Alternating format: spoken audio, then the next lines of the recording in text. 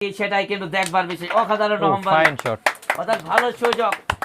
অর্থাৎ carrom board রাজা কি জন্য বলা হয় সেটা তিনি প্রমাণ করতে চলেছেন। আর মাত্র দুটি গুটি যদি তিনি দিতে পারেন তাহলে আবারও একটি নতুন ইতিহাস সৃষ্টি করবে। রহম্বারি will be created new history in 2021 carrom competition. রহম্বারি